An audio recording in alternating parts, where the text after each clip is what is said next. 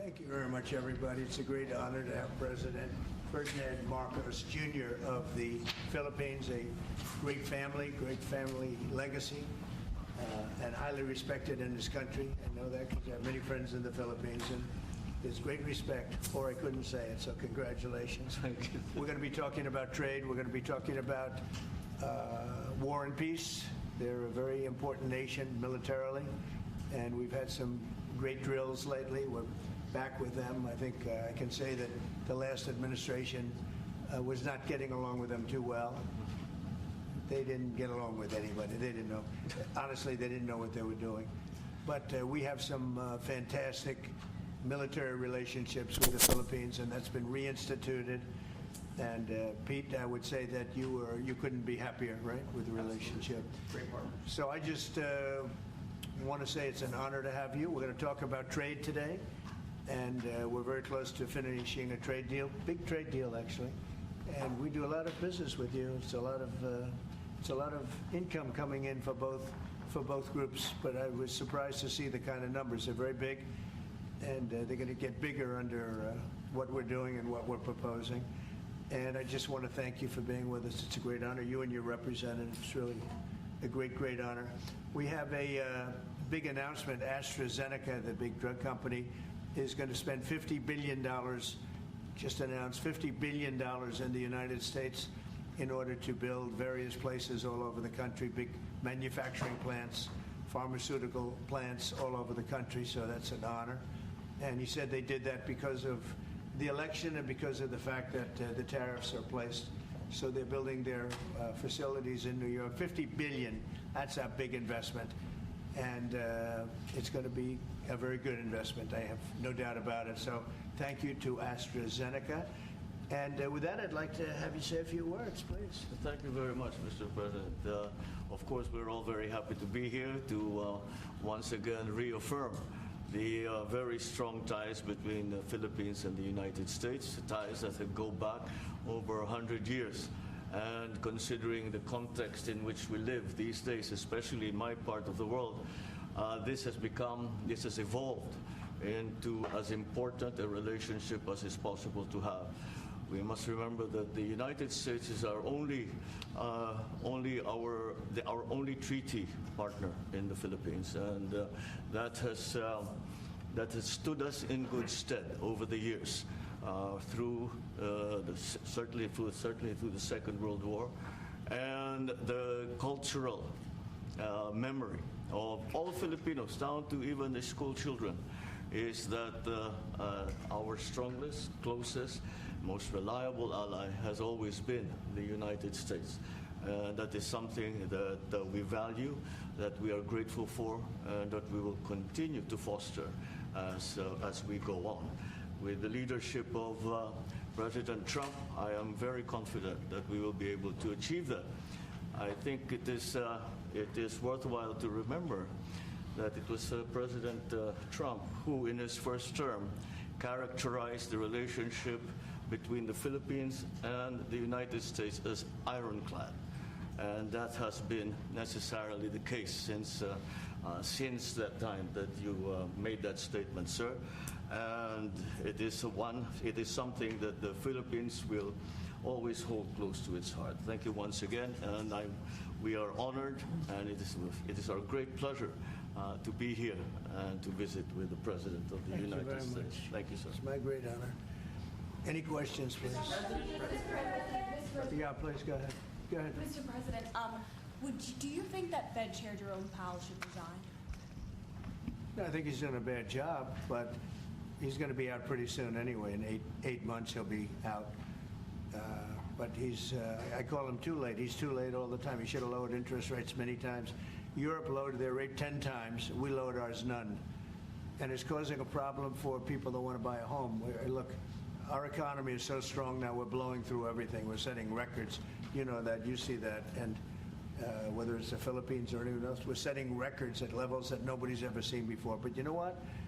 People aren't able to buy a house because this guy is a numbskull. He keeps the rates too high, and probably doing it for political reasons. The only time I remember him cutting rates, I mean, he cut the rates just before the election to try and help Kamala, or whoever he was trying to help. He probably didn't know. And he's building a building. He's $2.7 billion. They have a $900 million overrun. What is that? And that was given by Biden. That was another Biden deal. And this guy's building this building that's severely overrun. And what does he need the building for? Why does he need space for more people? So they did a big study the other day, and they called all of the great intellects and the great economists and all of the great everything. And it was 71, and only 2 got it right. Me and another gentleman that happens to be very smart. 69 people got it wrong, and the Fed got it wrong, more wrong than anybody. And you know, he has these think tanks, and they build buildings for people that think. And it's really not thinking. It's a little bit of combination of thinking, but it's something you sort of have or you don't have. They don't. The job he's done is just terrible. He ought to raise interest rates. You know, we should be at 1%. We should be leading the world. Instead, we're paying 4%. And if you look at what that means, that's over $1 trillion in interest that we have to pay. That with the striking of a pen, we would be saving more than $1 trillion. Is that right, Scott? Yes, Do you have sir. anything to say about it? Yes, sir. I called yesterday and this morning for the Fed to do a big internal investigation to understand not their monetary policy, but everything else. The Fed has had big mission creep, and that's where a lot of the spending's going. That's why they're building these new or refurbishing these buildings. And I think they got to stay in their lane. And I think that based on the way they cut rates last fall, they should be cutting rates now. It's inconceivable, I know the Fed very well, that they can be spending $2.7 billion to build a building. They don't do anything. It's the greatest job. You show up one day, a half a day, you make a little speech, the economy's doing well, the economy's not doing well, we're going to raise interest. And he's got it wrong. That's why I call him too late, T-O-O, too late. And it's really too bad. But it is affecting people that want to buy houses, and that shouldn't happen. And you know, he should lower them. Those rates should be 3 points lower. That's what they should be, 3 points lower, maybe more than that. I would like to ask both for you, Yes. one person. Mr. President Marcos, next year, Philippines is going to be the rotating chair of ASEAN. I wonder, how do you plan to balance your relationship between the United States and China? And for President Trump, Kremlin yesterday said if you are going to Beijing in September, they wouldn't rule out a meeting between you and President Putin. Is such a meeting possible? And how soon do you plan to visit China? Well, we have a lot of meetings possible. President Xi has invited me to China, and we'll probably be doing that in the not too distant future, a little bit out, but not too distant. And I've been invited by a lot of people, and we'll make those decisions pretty soon. Please. Well, as you say, we are chairing ASEAN for 2026.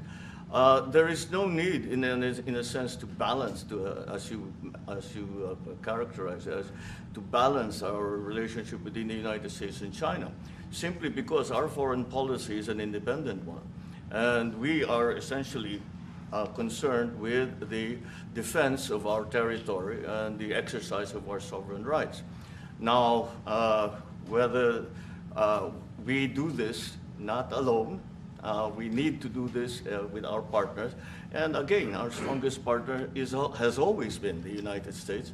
But of course, we are trying to form coalitions and multilateral relations so that those like-minded nations who share the same values as we do, who hew to international law, most specifically the UNCLOS,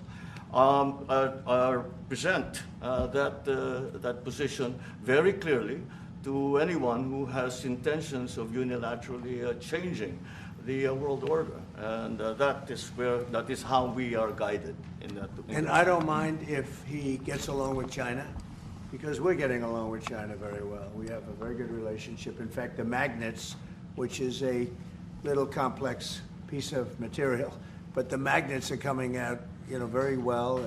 They're sending them in record numbers, we're getting along with China very well, and I don't mind if the president dealt with China, if that's meant, because I think he has to do what's right for his country. I've always said, make the Philippines great again. Do whatever you need to do, but you're dealing with China wouldn't bother me at all.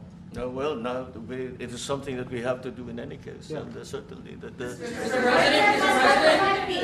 What are your comments to the Mr. President, do you support the Justice Department seeking a new interview with Ghislaine Maxwell? Did you urge the Attorney General to seek? I don't know anything about it. They're going to what? Meet her? Your Deputy Attorney General has reached out to Ghislaine Maxwell's attorney asking for a new interview. Yeah, I don't know about it, but I think it's something that sounds appropriate to do, yeah. Do you have any concern that your Deputy Attorney General, as your former attorney, would be conducting the interview, given? No, I have no concern. He's a very talented person. He's very smart. I didn't know that they were going to do it. I don't really follow that too much. It's sort of a witch hunt, just a continuation of the witch hunt. The witch hunt that you should be talking about is they caught President Obama absolutely cold, Tulsi Gabbard. What they did to this country in 2016, starting in 2016, but all the way going up to 2020 in the election. They tried to rig the election, and they got caught.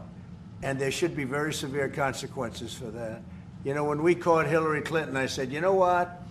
Let's not go too far here. It's the ex-wife of a president, and I thought it was sort of terrible. And I let her off the hook, and I'm very happy I did.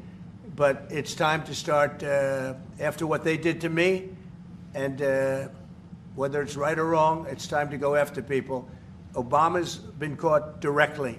So people say, oh, a group. It's not a group. It's Obama. His orders are on the paper. The papers are signed. The papers came right out of their office. They sent everything to be highly classified. Well, the highly classified's been released.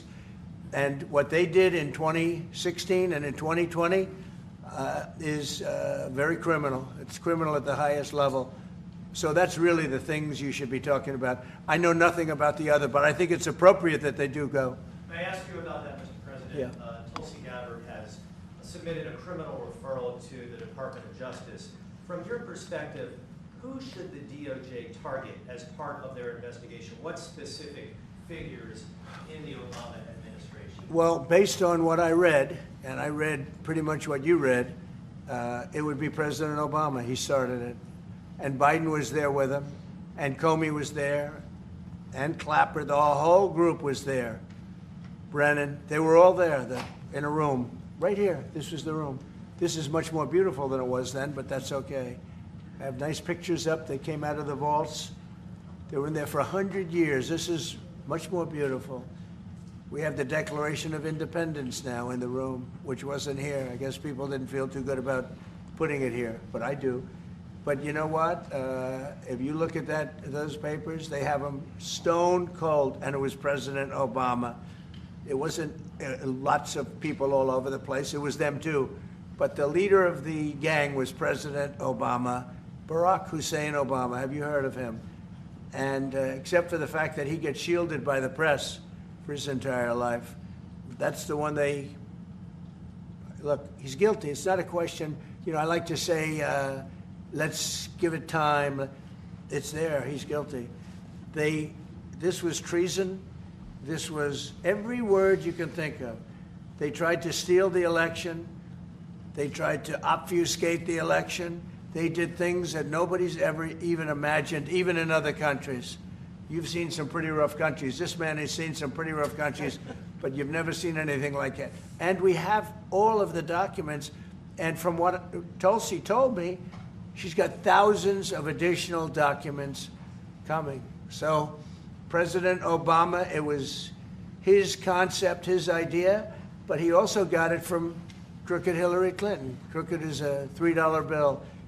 Hillary Clinton and her group, the Democrats, spent $12 million to Christopher Steele to write up a report that was a total fake report. Took 2 years to figure that out, but it came out that it was a total fake report. It was made up fiction.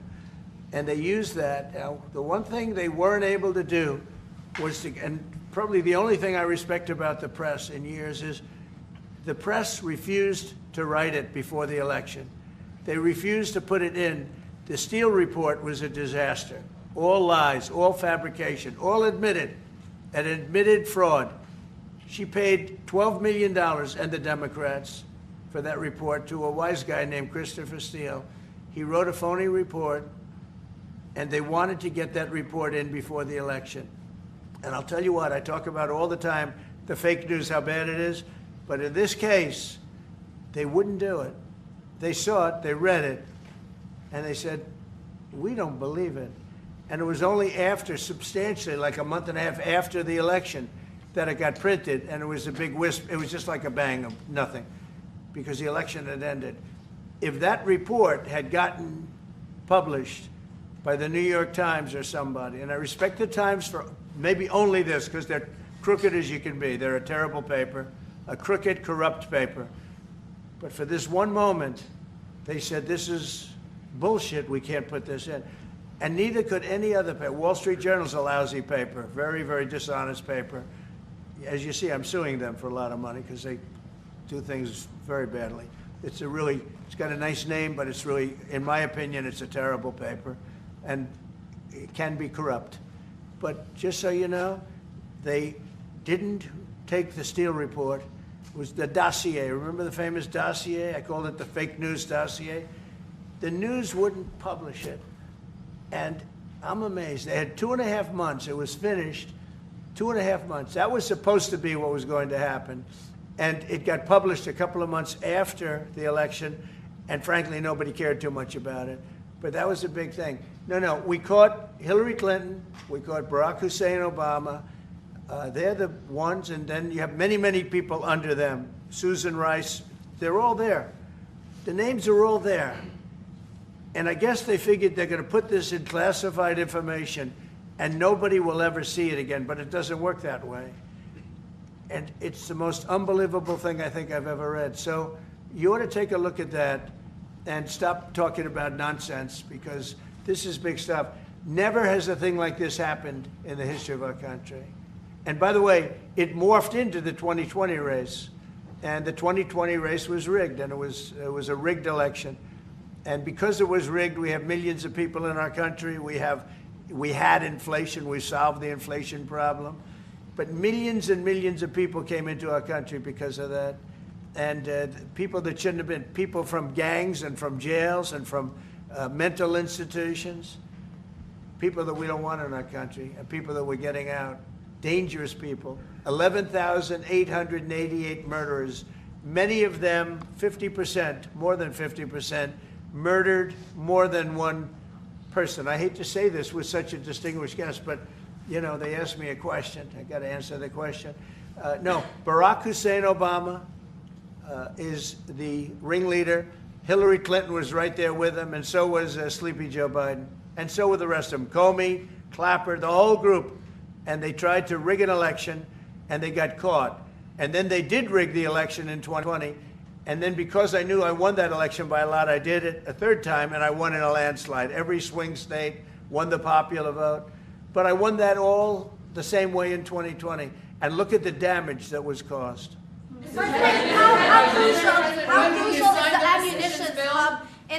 How crucial is the ammunition hub that the U.S. plans to build in Subic and the Luzon corridor, considering that these will be built in areas that hosts strategic ports as well as military air bases? You're talking ammunition? Yes, the U.S. House Congressional Committee on Appropriations approved a budget. Well, it's very important. Otherwise, we wouldn't have approved it. Sorry? Yeah, it's very important. Otherwise, we wouldn't. We need ammunition. We're going to end up in a few months, we'll have more ammunition than any country has ever had. We're going to have more missiles than any country has ever had. We're going to have all the speedy missiles. We'll have the speedy ones, the slow ones, the accurate ones, the ones that are slightly less accurate. We have everything. But we will have more ammunition than any country has ever had. It's very important to me. Okay. Go ahead, please, Red. Sir, when you say that you're close to making a trade deal, what gaps remain? And for President Marcos, sir, I was just wondering, do you not think that perhaps the Philippines hosting U.S. missile systems could be considered escalatory by China, especially because they can strike by China? Thank you. Well, it's an honor to be with this gentleman. You know, I've known him, and I've known his family, actually, but I've known him. And I assume you're from the Philippines? Are you from the Philippines? Yes, sir. That's good. You're very lucky to be from the Philippines, right? It's a great place. But we're going to have a very good relationship. I mean, I know you had some problems with another president, and it was not your fault. It was the president's fault. And the country was maybe tilting toward China, but we untilted it very, very quickly. But you know, you had a country that was tilting toward China for a period of time, and I just don't think that would have been good for you. You can deal with China, you should deal with China, but when I got elected, everything changed, and they came right back to us. Say it again? Yeah, Brian, go ahead. Oh, Mr. President, I just wanted to piggyback off the Sorry, I had a housing. question to President Marcos. I'll let you- Yes. I'm sorry, what was the question again? It was about whether having U.S. missiles hosted in the Philippines could be considered escalatory by China. All of what we consider part of the modernization of the Philippine military is really as a response to the circumstances that surround the situation around the South China Sea, and now what we used to refer to as Asia-Pacific, which we have expanded now to the Indo-Pacific. And if we would certainly, like in any kind of military spending, we would wish that it wasn't necessary, but it is. And so that is what we are doing. And as an adjunct to the question about the ammunition production, this is actually the United States is assisting the Philippines in what we call our Self-Reliance defense program, which is to allow us to be self-reliant and to be able to stand our own 2 feet, whatever the circumstances that occur in the future. And the reason that we have encouraged more interaction with the United States is because it is necessary. And it is not just with the United States. It is with all our neighboring countries, and even countries as far afield as the Scandinavian countries, the EU. And so this is an ongoing process. And again, I will stress the point that we do this because we feel it is necessary. And don't forget, just as tantamount to what you're asking, the Philippines were loaded up with ISIS and a lot of terrorists, and they were at very, very dangerous point. And during my administration, we went in and we wiped them out, working with the Philippines, but we wiped them out. But if we didn't go in, I don't know what would have happened. I don't know who would be your president right now. But we spent a lot of time and a lot of talent on going into the Philippines and wiping out terrorists. They had a tremendous problem during my administration.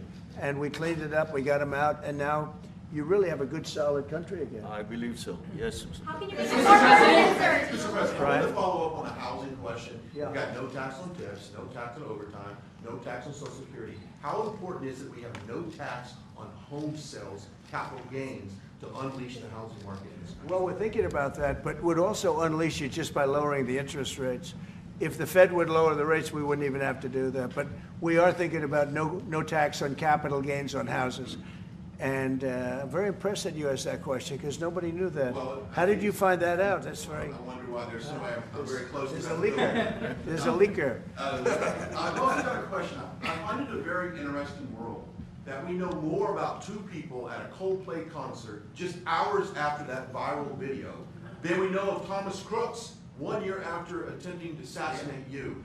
What is holding back the investigation on Thomas Crooks? Well, they've reported to me, and they've told me things, and they really say they haven't found anything that was abnormal. I would say this, the Secret Service was very brave, because they were right there, and they jumped on me. They made a mistake. They should have had somebody on that roof, and they should have had communication with the local police, who also, they did a very good job, but they made some mistakes, and we have a whole different group of people now. I don't think anything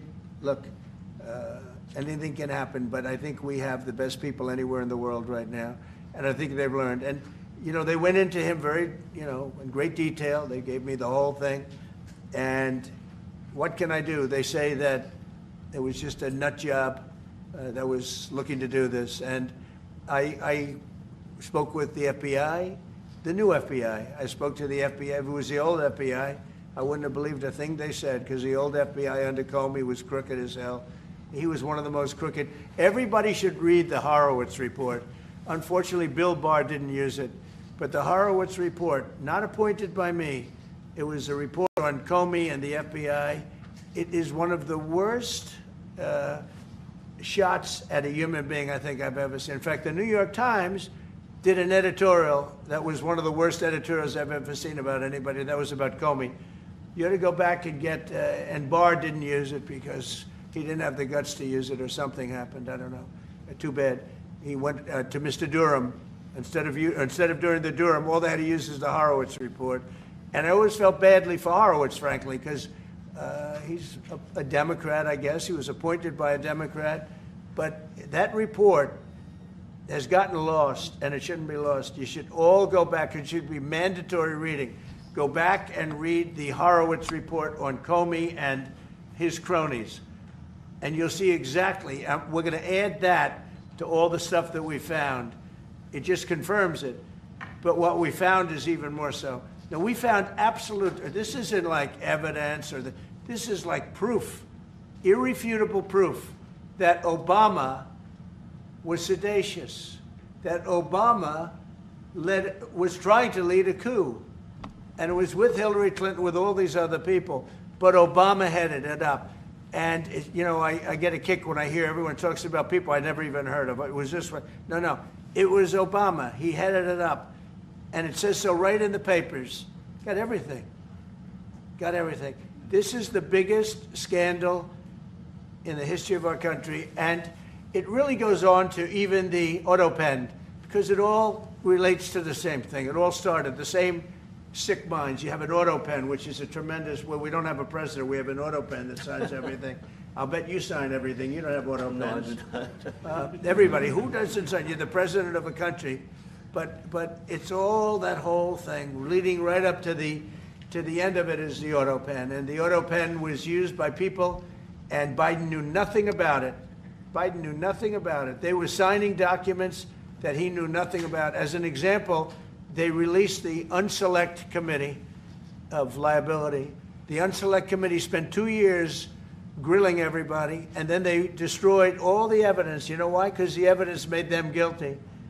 And he gave them all a pardon. The Cheney, all the scum that was on the Unselect Committee, Cryan, Adam Kinzinger, and Democrats.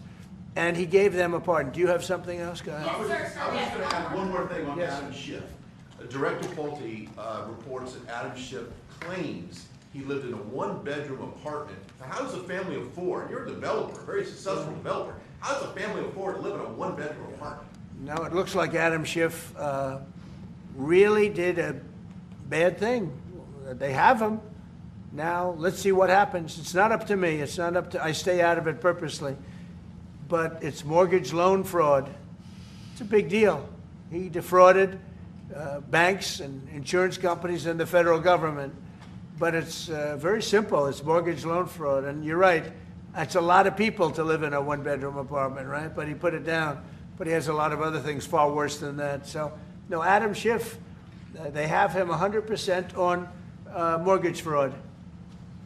Now, if there's anybody else in this room except you would have no problem. But anybody else in this room, you'd have a problem. I'd have a problem. Yeah, please. So there was a hearing yesterday in the Harvard case. Would you allow Harvard to get their federal dollars back as a part of any agreement with the administration? No, I'm not giving. Harvard's been given $7 billion. Can you believe it? By the $7 billion. And we want money to go to all universities, not Harvard. Harvard got more than anybody else. They have $52 billion. They get huge tax incentives and tax breaks on that $52 billion. But they have $52 billion, and they got $7 billion over a short period of time. And we have a very hostile judge appointed by Barack Hussein Obama, a very, very hostile judge who knows exactly right from wrong, but we expect to win it on appeal. She hasn't given a decision yet, but she's very hostile, and she was put by Barack Hussein Obama, And generally speaking, anybody that does that, we're going to have problems with. So we don't expect to have. We won the case yesterday. Anybody that was there, that was a neutral, would say we easily won the case. But a lot of the case, and a big part of it's going to be how much money Harvard gets in the future. That's not part of the case, and they're not going to get very much. Mr. President, where are we in terms of negotiating about the reciprocal tariff? How far are we With who? from With the Philippines? Yes, Oh. sir. How far Are you we from the Philippines? Yes, sir. Good. I'm from the Philippines. How far are we from achieving? Well, it's free tough. He's a trade? very tough negotiator. So far, we're not there because he's negotiating too tough. In fact, I used to like him better than I do now. He's too tough. But we'll probably agree to something. But he's strong, a strong negotiator. He loves your country. Mr. When President, are you coming to the Oh, yeah, Philippines, sir? please. You talked a lot about the severe consequences that those who were involved in the Russia hoax must face. In your view, sir, what are the next steps now that these documents are out there in Tulsi Gabbard? Well, the Justice Department would have to act. And we have a very competent, very good, very loyal to our country person in Pam Bondi, very respected. And it's going to be her decision. And just a follow-up to that, sir. Kristi Noem was in New York City visiting an off-duty CBP officer who was allegedly shot this weekend by an illegal alien who came into the country during the previous administration. Right. What is your message to any local leaders who continue to push sanctuary city policies after this nearly tragic incident? So the only thing I don't understand, because you like to understand things and we're all smart people and all, but why would they allow 21 million people into our country, unvetted, unchecked? You don't allow it. You wouldn't allow people then. He's tough. No, their country's run properly. Biden and his group of thugs, and I don't think it was Biden, I think it was the people that surrounded that beautiful Resolute desk right behind you. They allowed 21 million people, probably much more than that, and many of them came from jails and gangs and drug dealers and mental institutions, insane asylums. Many of them are very sick. 21 million, probably 25 million, probably even more than that. And we're getting them out. Many were murderers, as I said. They killed people. Many killed more than one person. Stone cold murderers. I don't understand why they would have allowed that. There's only two reasons. The vote, because they want voters. That's one reason. I don't think they would have done it for that because they cheat. You know, they're so good at cheating, they don't need that. But the vote, and the second reason is they hate our country. I think they hate our country. I actually do. And it's the biggest problem. I mean, much of our time is spent with, you know, we have the strongest border anywhere in the world now. Maybe even stronger than your border, if you can believe it. We have no people came in last month, zero, which is pretty amazing. I'm not even sure I can believe that. But liberals are the ones that do that calculation. So, but we had no people come in. A year ago, we had hundreds of thousands of people come in. Hundreds of thousands of people. And they flowed in. And if it wasn't for the election, it would have been millions of people came in last year. So millions of people prior to election time, they allowed millions and millions of people to come into our, I mean, you saw it. They'd open the gates. If you took an Alabama-LSU football game that holds 128,000 people, I was there, 128,000 people, and I liked them and they liked me. But if you took that and doubled it, that's what used to flow into our country on a daily basis. It's not even believable. And we're getting them out, and we're starting with the worst ones. And we had a man shot yesterday, a police officer who's a great gentleman, shot right here in the throat. Probably won't be able to speak again. But he was brave, and he shot the other guy, and they ended up getting him. And you saw the scene where his friend took him to a hospital and dumped him down on the sidewalk. The whole thing was crazy. But why would anybody do to our country what these Democrats have done? And honestly, we can never forget it. We can never forget it. What they have done, the damage that they've done to America is very, very sad. Thank you very much, everyone.